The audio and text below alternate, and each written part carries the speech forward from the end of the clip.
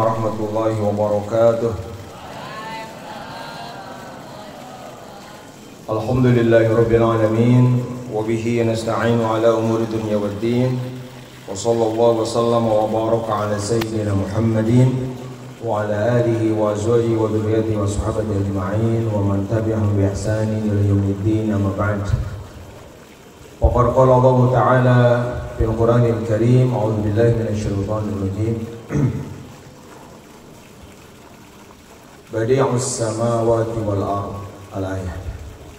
Wa qala Rasulullah sallallahu alaihi wasallam, innallaha jamilun yuhibbul jamal. Yang saya hormati para asatidz semuanya, teman-teman seperjuangan untuk mengemban amanah mulia kita mendidik para santri, yang diantara pendidikan mereka adalah menemukan, kemudian menyalurkan, membina, melatih, dan membuat berprestasi minat dan bakat mereka. Yang salah satunya untuk tahun ini kita awali dengan apa nama acara kita malam ini? Demo ekstrakurikuler, demo ekskul. Teman-teman seperjuangan, para asatidz semua, mudah-mudahan Allah selalu menyatukan hati kita, memberikan kita semangat, kesungguhan, karena inilah hal yang penting untuk menyiapkan masa depan ratusan anak-anak muda di depan kita. Para santri sekalian, anak-anakku, mobil khusus para pengurus Opal yang menjadi panitia untuk menyelenggarakan acara malam hari ini. Dan di atas semua itu, tentu kita berterima kasih, memberikan penghormatan yang besar kepada Syekhuna, Syekhul Ma'had, yang Muhajirin ada karena beliau. Kegiatan seperti ini ada karena support beliau langsung atau tidak langsung. Pada yayasan juga demikian adanya, kita haturkan terima kasih. Ya, boleh tepuk tangan untuk semua. Baik, pada kesempatan sambutan ini saya ingin menyampaikan pencerahan untuk semua agar yang kita lakukan ke depan setelah demo malam ini demonya tadi dari laporan ini hampir semua berkaitan dengan ekskul seni. Bagaimana ke depan kita sebagai santri, sebagai ustaz, sebagai komponen pesantren menyikapi hal ini atau melakukan semua ini, termasuk berpendapat tentang seni ini secara ilmiah. Ilmiah itu artinya pakai ilmu, bukan karena udah biasa, udah lazim, tapi harus berasaskan ilmu. Namanya ilmiah. Anak-anak sekalian, penting diketahui bahwa salah satu yang menjadi tantangan dakwah kita sekarang di masyarakat, khususnya Indonesia secara umum, adalah adanya sekelompok saudara kita juga sesama muslim, tetapi mereka bersikap keras, sering disebut aliran keras, bahasa Arabnya mutasyaddidun, yang mereka mengharamkan musik, mereka mengharamkan nyanyian, mengharamkan lagu-lagu. Kalau kalian pernah menemukan di medsos, apakah Instagram, Facebook, Twitter, atau di WhatsApp disebarkan, di Telegram, di berbagai platform lainnya, ada yang mengatakan musik haram, misalkan. Ya, musik haram, nyanyi haram. Nah, sementara musik dan nyanyian ini di pesantren-pesantren seluruh Indonesia ini sudah sangat melekat. Rasa-rasanya tidak ada satu pesantren pun yang tidak akrab dengan musik atau nyanyi. Ada dua nih, ada musik, ada apa? Nyanyian. Betul nggak? Boleh kalian cek dari Sabang sampai Merauke, temukan pesantren yang benar-benar pesantren yang di situ nggak ada irama, baik musik atau lagu-laguan. Saya kira nggak akan menemukan. Pesantren saya dulu waktu kecil, waktu SD, itu pimpinannya seorang ulama waliullah yang dikenal seorang sufi, Kiai Haji Ahmad Hulaimi. Ketat banget, nggak ada alat musik. Tetapi kalau lagu nyanyian itu ada. Nggak bisa dihindari. Ada nazom-nazom, ada irama-irama, ada lagu-laguan, ada itu. Ya, yang kita suka lantunkan kayak sekarang puji-puji itu ada. Nah, itu yang memimpinnya ulama sufi besar. Nah, kalau itu disikapi tadi oleh sebagian orang yang keras tadi itu, maka mereka mengkritisi pesantren, mencibir pesantren, sinis pada pesantren, karena mereka mengatakan apa? Apa tadi? Lagu dan musik haram. Nah, kalian anak-anak muda nih, kita yang di pesantren, jangan sampai ketika berhadapan seperti itu lalu diharamkan orang, kalian diam. Diam dalam arti ya udah, gimana dah, kita mah udah dulu begini. Itu komentar yang bukan ilmiah karena kebodohan.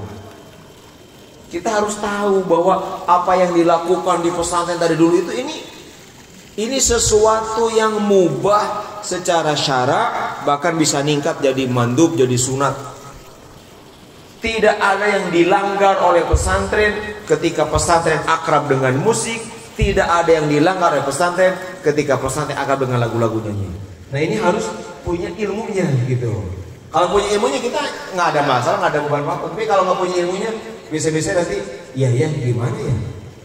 Katanya haram, gimana? Ada yang nggak jawab tuh bisa, ada komentar tuh bisa, ada tuh bisa komentar dari lagi kumaha. Akhirnya hanya mengatakan ya udahlah nggak apa-apa, haram juga udah tradisi. Nah, ini bahayanya akan mengatakan seperti itu. Nah, maka di sambutan ini mungkin saya persingkat, tapi mohon disimpan dengan sebaik-baiknya. Contoh saya ingin contohkan bagaimana bahwa justru yang tidak pakai ilmu itu justru orang yang mengatakan musik haram. Itu malah nggak pakai ilmu. Apa dalil mereka? Yang mereka pakai dalil adalah hadis sahih. Riwayat Muslim kalau tidak salah, Rasul berkata, la yakunanna min ummati aqwamun yastahillunal hirra wal harira wal khamra wal ma'azifah. Ini hadis, pokoknya kalau kalian dengar tentang sembah ngehalalin musik, pasti ini dalilnya. Kalau pakai dalil ini, hadisnya sahih. Waduh, udah sahih nggak bisa digugat nih. Hadis Muslim. Udah gitu kalimatnya jelas. Aduh, ada yastahilluna menganggap halal ma'azif. Kata Rasulullah begini. Nanti kata Rasul, ini Rasul sedang mengecam, sedang mencela zam. Di dalam bahasa Arab kalau ada dalam usul fikih, kalau ada zam, ada celaan itu min alamatin nahyi atau min al-fadil nahyi. Jadi termasuk nahyi kalau ada celaan. Walaupun nggak ada kata-kata larangan, tapi mencela itu termasuk nahyi. Kalau nahyi berarti haram. Kata Rasulullah, nanti akan ada umatku yang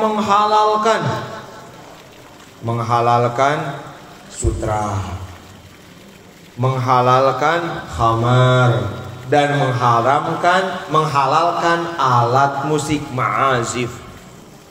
Oh, berarti orang-orang yang menghalalkan sutra, khamar, dan alat musik, lagu-laguan, itu termasuk orang yang dicela oleh siapa? Oleh siapa? Rasulullah. Kalau dicela Rasul berarti buruk, kalau buruk berarti haram. Oh, berarti alat musik haram. Gitu kesimpulannya. Paham dong? Ayo simak. Ini ilmu ini mah. Nanti setelah ini hiburan, setelah ini haram. Nah, sekarang lihat. Berarti dalam hadis ini ada yang dicela, yang menghalalkan sutra, yang menghalalkan khamar, yang menghalalkan alat musik. Oh, dari hadis ini disebutkan berarti haram. Nah, dan tabuhan gitu tuh. Alat musik, wah haram. Kalau musiknya haram, belanjanya pun haram. Wah, gitu mereka. Maka belanjanya haram nih. Kita baru beli alat apa itu? Mana tadi deh? Gitar apa? Gitar ganggus baru beli tuh. Wah, berarti haram belanjanya juga. Wah, kalau kita dengar itu, maka semua mereka membabat semua pesantren. Yang nggak bisa jawab karena nggak ngaji itu jadi bingung. Minimal diem. Nah, kita mau haji harus cerdas. Sekarang lihat semuanya. Jawab pertanyaan Bapak. Ini katanya mencela yang menghalalkan sutra, khamar, dan alat musik. Kata mereka, semuanya haram. Berarti buruk kalau ada yang menghalalkan sutra. Sekarang Bapak jawab. Jawab pertanyaan Bapak. Ada nggak di dalam Islam yang menghalalkan sutra? Ada nggak ulama yang menghalalkan sutra? Ada nggak? Ada nggak? Siapa? Hah? Ada nggak yang menghalalkan sutra? Gimana ketentuannya? Ada. Jumhur ulama menghalalkan sutra bagi perempuan. Di sini bahasanya yastahilunal halir. Padahal ada ulama yang menghalalkan sutra bagi perempuan. Oh, terus gimana dong? Nah, inilah perlunya memahami hadis pakai ilmu. Orang yang menghalalkan, mengecam orang yang menghalalkan sutra alat musik pakai hadis ini, dia memahami hadis ini nggak pakai ilmu. Kalau yang udah ngaji usul fikih, MAK nih, kelas 5, 6 udah ngaji usul fikih, ini adalah lafaz am yang belum ditaksis pemahamannya. Oh, ada hadis lain dipaparkan oleh Imam Ghazali di mana Rasul membolehkan lagu-laguan dengan mengizinkannya kepada Sayyidah Aisyah, dengan adanya para penyair, hanya tabuhan-tabuhan di Masjid Nabawi bahkan. Loh, itu kok boleh ya? Oh, maka ternyata hadis ini adalah hadis yang keumumannya dikhususkan, ditaksis bahasa usul fikih. Artinya apa? Hadis ini harus dipahami dengan hadis lain. Kalau mengharamkan alat musik, dalilnya hadis ini saja, itu namanya apa? Mengharamkan alat musik tanpa ilmu. Ulangi, apa namanya? Mengharamkan alat musik tanpa ilmu. Justru yang nggak pakai ilmu adalah orang yang menghalalkan alat musik yang pakai hadis sahih ini. Ente tuh pakai ilmu waktu ngaji, kalau ngajiri ngaji usul fikih ini teh ari teangan heula ulah waka diamalkeun. Ada nggak mukhasisnya? Kalau ada, persempit dulu. Oh, maka oleh Imam Ghazali ini simpulnya nih supaya cepat. Maka oleh Imam Ghazali dikaji dengan matang, nulis bab khusus oleh beliau, sudah disimpulkan. Nah ini perhatikan oleh beliau, kata beliau, setiap hadis yang mengharamkan musik, setiap ayat atau hadis yang mengharamkan musik, mengharamkan lagu-laguan, maka pengharamannya adalah karena faktor lain, li amrin kharijin, faktor luar, bukan karena alat musiknya, bukan karena lagunya, tapi karena faktor lain. Tidak ada lagu-laguan, tidak ada alat musik yang haram karena alatnya. Misalnya gini, haram gitar, ada. Haram lagu Quran, ada. Haram itu kalau faktor luar. Apa faktor luar? Satu, musik dan alat musik prinsipnya adalah mubah, halal. Dia bisa haram. Satu, kalau melalaikan pemainnya, pendengarnya dari Allah Subhanahu wa taala, bahkan sampai melalaikan dari kewajiban atau menjerumuskan pada yang haram. Dua, akan jadi haram alat musik, nyanyian kalau ada unsur tasyabuh. Apa? Itu menyerupai ibadah agama lain, menyerupai lagu-lagunya khas Yahudi, khas Nasrani, itu jelas haram. Jadi dengan memadukan berbagai dari itu, para ulama di Indonesia, pesantren-pesantren yang pinter nih, ulama-ulama Nusantara, hebat hadisnya, nggak cuma hadis, paham ulumul hadis, nggak cuma ngerti fikih, ngerti usul fikih, maka mereka nggak ada beban di pesantrennya. Ada rebana, ada qasidah, berkembang ada marawis, berkembang ada hadrah, berkembang ada terbangan, berkembang ada gabus, berkembang ada band, berkembang ada apa lagi? Lagu-lagu dari mulai pujian berkembang jadi lagu segala macam. Bahkan dari dulu ada khusus belajar lagu namanya ilmu arud. Ada macam-macam bahar, kita baru tahunya bahar Jaz doang. Ada bahar kamil, ada bahar basit, wah macam-macam lagunya, macam-macam. Maka para ulama tidak ragu di pesantrennya yang sumber ilmu di situ, sumber agama, mengadakan musik, mengadakan lagu duaan. Kenapa? Karena mereka sangat paham bahwa lagu dan musik itu kalaupun haram, haramnya hanya karena apa tadi? Dua faktor. Kurangi faktor apa yang pertama? Satu, kalau berdampak apa? Melalaikan dari Allah, dari kewajiban, dari amal yang fardu. Dua, ada unsur apa? Menyerupai agama lain, ibadah agama lain. Kalau tanpa itu, jangan ragu kita mengatakan ini mubah, ini halal. Bahkan bisa bergeser jadi nadab, jadi sunat kalau berdampak pada kebaikan. Mengajak kita sholawat kepada Nabi, mengajak kita merasakan indahnya Allah seperti hadis ini. Maka itu bukan hanya mubah tapi punya nilai pahala. Paham itu? Nah sekarang Bapak mau tanya, ada apa aja tadi? Musik apa? Marawis, haldroh, terbangan, gambus, terus nasyid, band. Apa hukum cek aja? Ada nggak unsur tasabuhnya? Oh nggak ada, itu mah ada umum, bukan ciri khas agama tertentu. Terus lupa tidak? Enggak, biasa-biasa aja. Sholat fardu udah, sekarang bukan waktunya ngaji. Oh berarti nggak ada masalah, mubah halal. Tetapi, nah ini kalau ada unsur menyerupai, ini alat musik nih, seni musik. Ternyata misalkan iramanya nih, loh kok iramanya ini menyerupai khas lagu gereja, kita tidak ragu mengatakan stop, haram.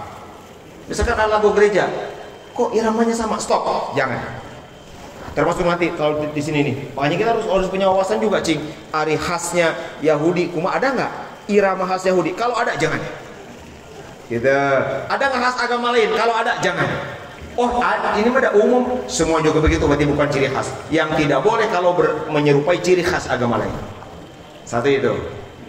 Jadi makanya jangan kalau ada yang mirip-mirip gereja itu jangan. Misalkan kok kayak lagu gereja, stop, gitu ya.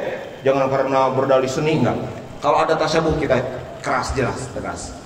Setelah yang kedua, jangan lalai. Nah, karena jangan lalai, maka memainkan alat musik di pesantren kita hanya boleh dalam kondisi kelalaian terhindari. Mana? Satu, kalau mau tampil seperti ini, kalau mainin alat musik untuk persiapan latihan itu boleh. Kenapa? Karena kalau untuk latihan pasti tidak akan lalai, karena benar tujuannya apa. Dua, untuk lomba silahkan latihan alat musik. Tapi kalau nih, lihat, ini pesantren. Kalau kalian main alat musik hanya untuk apa? Mejeng-mejeng saja, bukan latihan, bukan untuk lomba, bukan untuk tampil. Lihat di pohon rambutan, Bapak pernah ngambil satu gitar, kalau Bapak sendiri paling paham hukum musik gimana, Bapak ambil. Kenapa? Karena itu jadi cermin kelalaian. Bukannya zikir, latihan enggak, bukan untuk lomba juga. Nyanyi-nyanyian, beri nyanyiannya nyanyi teparugu, mau selawatan, salatullah, minimal Bapak ada yang lagi ibadah, ada yang sholawat. Maka kita nggak ragu-ragu nih, opal nih, kalau ada nanti malam-malam gonjang-gonjang main gitar, gonjang-gonjang main piano, buat apa itu? Bukan untuk latihan, bukan untuk tampil. Larang, ambil alat musiknya, simple. Gitu. Baik itu. Sekarang yang ketiga, ada yang nanya, Pak terus kenapa dalam Sulam Taufik, bahkan di dalam Ihya juga ada yang diharamkan, yang pakai senar katanya. Yang ada bentuknya pakai senar. Kenapa? Imam Ghazali memberikan analisis yang hebat. Apa? Kata beliau, alat musik itu bergeser tiap zaman. Dulu, di zaman dulu, gitar-gitar itu adalah ciri khas pemabuk zaman dulu. Ini harus paham semua. Kenapa di dalam kitab-kitab Tina Sulam, Sulam Taufik, lihat. Itu gitar itu haram, seruling, mizmar. Kenapa? Karena di zaman itu sempat terjadi alat musik itu syiarnya pemabuk. Zaman dulu di Arab, dai Arab meresap karena khamar di Arab mah. Jangan salah, Arab jahil itu karena khamar itu lebih daripada orang di dia. Nah mereka itu kalau mabuk itu identik dengan ada seruling, ada gitar. Maka karena saat itu pernah jadi syiar pemabuk, para ulama ketika bicara alat musik yang haram adalah itu. Kenapa? Karena itu jadi syiarnya pemabuk. Nah tapi sekarang kan berkembang, betul nggak? Apakah sekarang yang pakai gitar pemabuk saja? Tidak. Kita udah coba, kalau ada orang sekarang main gitar, sekarang mah enggak langsung kok si Gana sok mabuk dengan gitar. Enggak, sekarang mah udah kemana-mana. Oh berarti udah bergeser. Gitar, seruling zaman sekarang tidak jadi lagi alat musik yang jadi ciri khas kelompok munkar tertentu. Nah Bapak minta bantuan opal, ada nggak nanti nih alat musik yang jadi ciri khas kelompok munkar tertentu? Kalau memang ada, jangan. Tapi faktanya nggak ada. Ini bukan kelompok munkar tertentu. Sekarang udah berkembang sedemikian rupa. Itu? Oh, jadi dari segi alat musik aman. Karena nggak ada alat musik yang jadi ciri khas kelompok tertentu. Tapi kalau benar ada, ini mah yang pakai itu mah cuma kelompok itu aja. Yang lain mah enggak, cuma kelompok pemabuk, kelompok apa gitu misalnya. Itu nggak boleh. Nah ini untuk alat, untuk seni musik. Sekarang untuk seni apa lagi nih? Ada seni musik, ada seni apa ini? Ini seni apa namanya nih? Berarti seni apa? Hah? Seni rupa. Oke, itu seni musik. Prinsip seni musik seperti itu, pahami oleh santri semua nih. Itu ragu-ragu, orang pakai ilmu kegiatan deh, ilmiah. Ya, jelas sikap dan jawaban kita. Sekarang seni rupa. Ada nggak aturan halal haram dalam seni rupa? Ada nggak? Ada. Apa? Yang jelas diharamkan Nabi adalah seni rupa 4 dimensi. Itu surah. Surah itu apa? Surah itu apa? Awas nih, surah dalam hadis Nabi itu maksudnya patung, bukan gambar. Kalau gambar yang 1 dimensi cuma garis, 2 dimensi, 3 dimensi, itu bukan surah. Ulama berbeda pendapat minimal. Tapi kalau patung, itu yang dimaksud la'anallahul musawwirin. Itu yang dimaksud dalam hadis Nabi, la tadkhulul malaikatu baitan fihi suratun aw qalbun, hadis sahih. Malaikat nggak akan masuk ke sebuah rumah yang di dalamnya ada surah dan apa? Anjing. Surah itu apa? Orang yang mengartikan hadis mengharamkan lukisan dengan dalil hadis itu sama dengan orang tadi menghalalkan gambar tanpa ilmu. Bukan berilmu, udah salah ngomongnya hadisnya. Apa? Itu kalau yang udah ngaji usul fikih namanya majaz bin naqli. Di dalam bahasa Arab ada lafaz yang bergeser maknanya. Contoh, di dalam Al-Qur'an bahkan ada ayat ahadu minkum minal ghaib, atau datang seseorang dari kalian dari ghaib. Apa itu ghaib? Apa arti ghaib sekarang? Coba kalau dengar ghaib, apa artinya ghaib? Ghaib itu maaf, yang keluar dari kalian kuning, itu ghaib. Tai, maaf. Itu sekarang, tetapi arti asli dari ghaib, arti asli ini termasuk dalam ayat itu, arti aslinya adalah al-makan al-mutmain atau al-makan al-muqabbid, tempat sunyi untuk BAB. Ketika ada kata ghaib, semua pemahamannya adalah ghaib itu tempat, cek orang mana paciringan lah gitu, paciringan, tempat BAB, nyumput di kebun awi gitu dah, di juru, itu ghaib namanya. Atau sekarang mah WC ditutup, bergeser. Sekarang bergeser, ghaib itu artinya bukan tempatnya tapi yang keluar dari di tempat itu maaf, kotorannya. Itu namanya majaz bin naqli, diakui dalam bahasa Arab. Nah, surah pun begitu. Surah sekarang kita artinya gambar, pada dalam hadis surah itu artinya apa tadi? Patung. Maka kalau patung nggak boleh. Oh, yang dilaknat dalam hadis la'anallahul musawwirin. Allah melaknat musawwir, berarti musawwir bukan pelukis tapi berarti apa? Pembuat. Nah, maka kalau di kita ada eskul membuat patung nggak boleh. Tapi kalau menggambar itu nggak ada masalah. Bikin ikan, bikin apa? Makhluk hidup nggak apa-apa kok. Kan itu tidak mungkin hidup juga. Masa ada nanti hidup cuma selembar gitu? Mah ada bagian untuk perutnya nggak ada. Jadi nggak mungkin dihidupkan.